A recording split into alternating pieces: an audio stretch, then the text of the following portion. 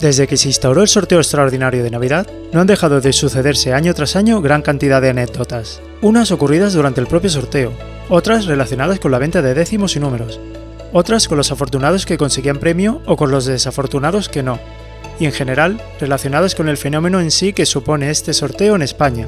Aquí vamos a contar 10 de ellas. ¡Comenzamos! El primer sorteo televisado.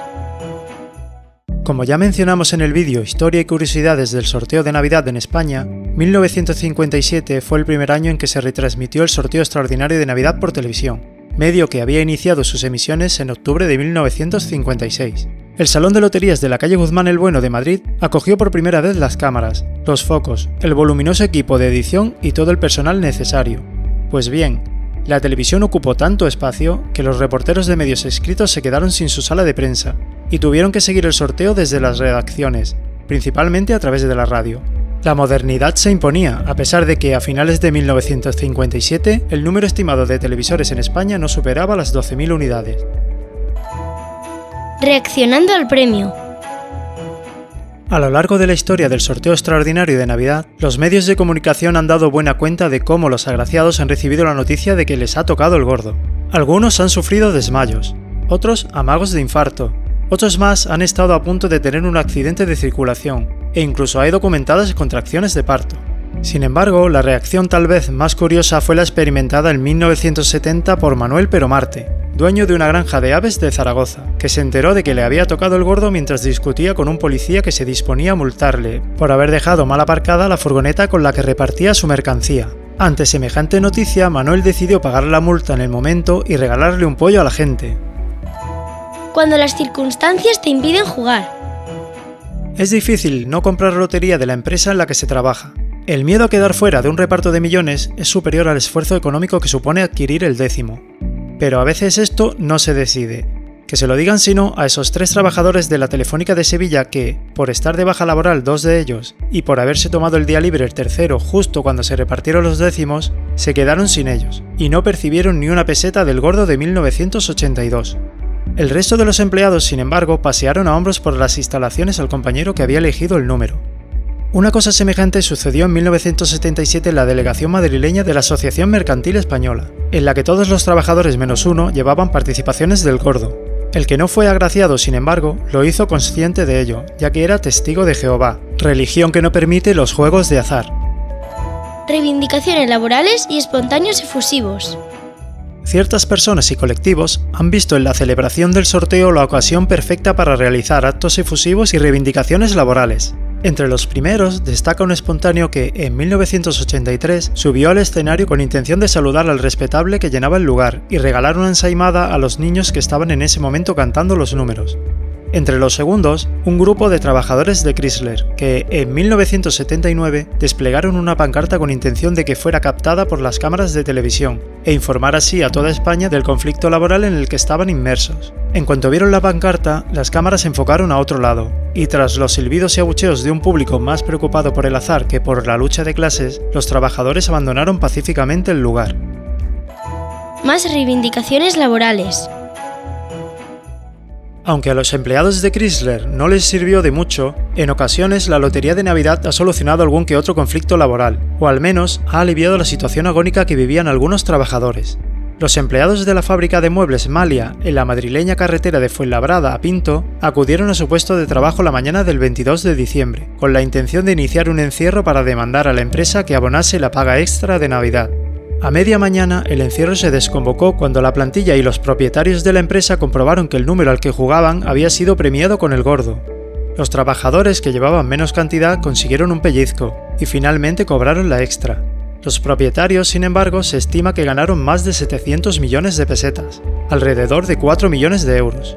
Unos años después, en 1985, uno de los premios de la lotería cayó en la editorial Bruguera, que por entonces no pasaba su mejor momento. A pesar de ese balón de oxígeno, la editorial cerraría sus puertas unos meses más tarde, en 1986. Fidelidad al sorteo.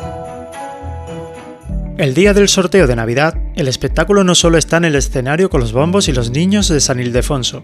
En el patio de butacas del Salón de Loterías en origen y del Teatro Real en la actualidad suceden cosas curiosas. Por ejemplo, el desfile de personas que acuden disfrazadas. De entre todas ellas destacó Salvador Benítez, que durante más de 2 décadas se desplazó a Madrid desde su casa en Francia para lucir sus llamativas levitas repletas de botones.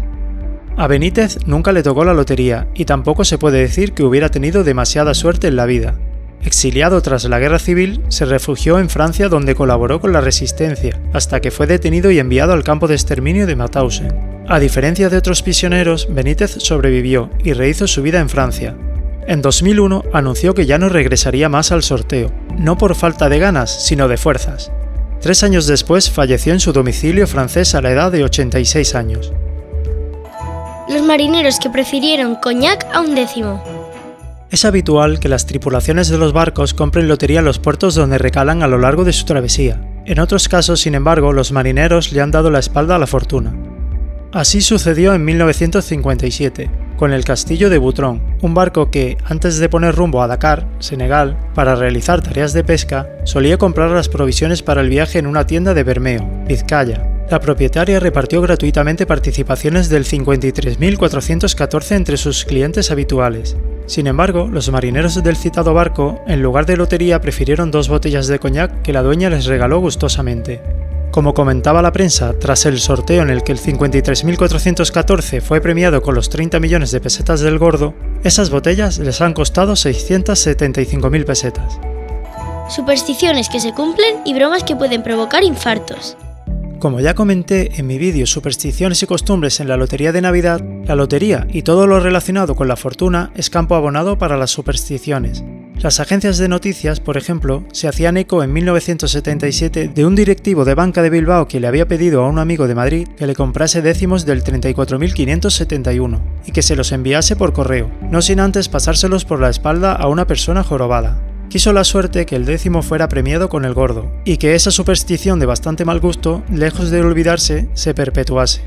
Más simpática fue la inocentada que Diario 16 preparó a sus lectores el 28 de diciembre de 1989, en una noticia que decía que la audiencia ordenaba repetir el sorteo de la Lotería de Navidad, por irregularidades en el recuento de bolas. Para tranquilidad de los que habían obtenido premios el día 22 de diciembre, todo era una broma. Contra la magia estadística. Los responsables de la administración Loterías Pedrolo, de San Pedro del Pinatar, Murcia, convencieron en 2016 a los vecinos de esa localidad para utilizar la estadística de cara a aumentar las posibilidades de que alguno de los grandes premios cayese en el pueblo. Para ello, sugirieron a los vecinos que iban a comprar lotería que adquirieran cada uno un número diferente, lo que incrementó las posibilidades en más de un 90%. Al final fueron más de 19.000 los décimos vendidos, que dejaron en San Pedro del Pinatar más de 1,5 millones de euros, repartidos entre un cuarto premio, 2 quintos y varias pedreas. Anthony Blake acertó el gordo. Es habitual que todos los años aparezcan en los medios futurólogos que aseguran saber cuál será el número premiado con el gordo, acertando únicamente cuando las predicciones eran muy vagas, como cuando Rappel vaticinó que el gordo caería en unos grandes almacenes. Y posteriormente muchos de los trabajadores de Galerías Preciados fueron agraciados con el premio, o cuando en 1988 un futurólogo del que los medios no dan su nombre afirmó en Radio Televisión Española que caería un premio en Leganés. La predicción era tan etérea que efectivamente cayó un 5º premio en ese municipio madrileño.